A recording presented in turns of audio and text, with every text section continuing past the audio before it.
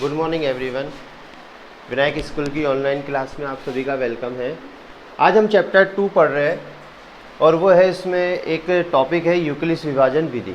और इससे आपको क्या पूछेगा एग्जाम में, एचसीएफ फाइंड आउट करना है, क्योंकि इस विधि से सिर्फ क्या निकलता है, एचसीएफ। और क्वेश्चंस क्या है मैं आपको समझाता हूँ। जैसे इसका एक फर्स्ट क्वेश्चन ही मैं आपको बताता हूँ क्या है। आपको इस तरीके से दे रखा है 210,55, ठीक है। और एक और सवाल बताता हूँ, देखिए ध्यान से, 75,243। पहले इन दोनों में डिफरेंस बताता हूँ फिर आपको करवाता हूँ, ठीक है। देखिए सबसे पहला कन्फ्यूजन क्या रहता है बच्चों के अंदर कि सर किसका भाग दें। तो ध्यान रखना, हमेशा भाग जाता है छोटी संख्या का। बच्चों के दिमाग में क्या होता है, सर ये बाद में थी इसलिए इसका भाग देंगे, तो फिर इसमें भी ये बाद में तो इसका भाग देंगे। ऐसा नहीं होता है। भाग हमेशा किसका जाता है, छोटी संख्या का बड़ी संख्या के अंदर भाग जाता है, ठीक है। अब देखिए इसको करते हैं।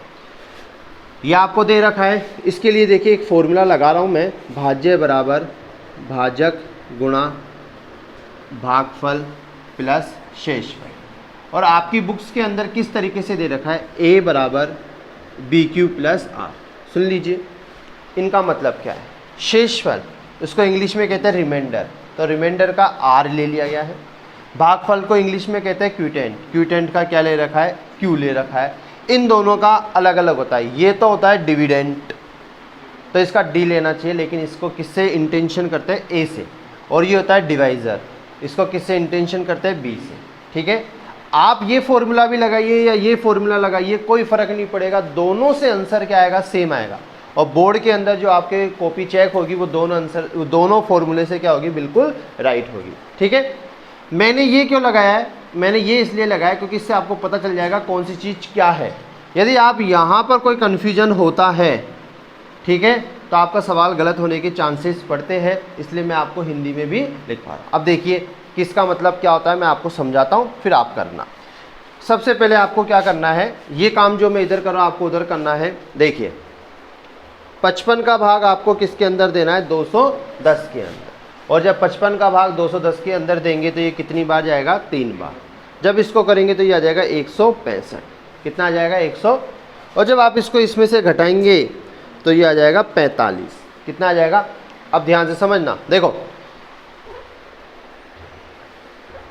सबसे पहले भाज्य, देखो मैं अपनी लैंग्वेज में आपको समझा रहा हूँ और आपको समझ में भी आ जाएगा। भाज्य क्या होता है, वह संख्या जिसमें भाग देते हैं, वह संख्या जिसमें भाग देते हैं। तो आपने किस में भाग दिया, 210 में, तो मतलब a की वैल्यू कितनी है, 210।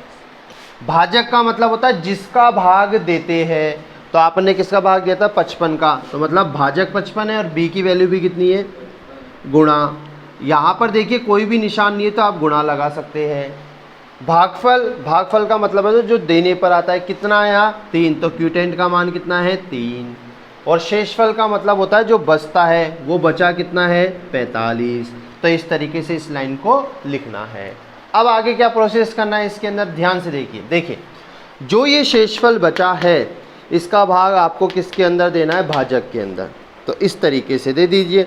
जब आपने 55 में भाग दिया, एक बार गया, तो यहाँ पे लिखा 45 और यहाँ पे 10। अब इसको जमा दीजिए, तो यहाँ पे भाज्य का मान कितना है, 55, भाजक कितना है, 45, भागफल कितना है, 1, और शेषफल कितना है, 10। अब ये प्रोसेस जब तक करना है जब तक शेषफल का मान 0 नहीं आ जाता है। तो अब 10 का भाग किसके अंदर देना है, 45 के अंदर। कितनी बार गया, 4 बार आए, 40, शेषफल 5, तो यहाँ पर कितना जाएगा, 45। भाजक कितना है, 10, भागफल है 4 और शेषफल है। अब इस 5 का भाग किस में देना है, 10 में। 5 का भाग 10 में 2 बार गया, 5 दूनी 10, शेषफल कितना आया, 0। तो जब आप यहाँ पे लिखोगे तो 5 गुणा 2 प्लस 0, तो शेषफल 0 आ गया। तो इसका जो एचसीएफ होगा वो इसका एचसीएफ होगा 5। मतलब जहाँ पर 0 आ जाता है उसका जो ये भाजक होता है वही आपका आंसर होता है।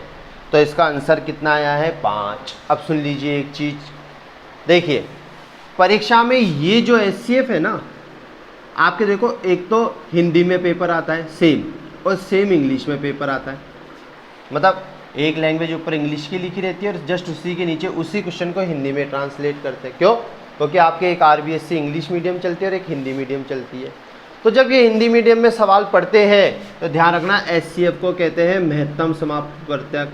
क्या कहते हैं? महत्तम समापवर्तक। तो ध्यान रखना, यदि वो आपको क्वेश्चन में दे दे महत्तम समापवर्तक ज्ञात कीजिए तो उसका मतलब होता है आपको क्या ज्ञात करना है? एचसीएफ।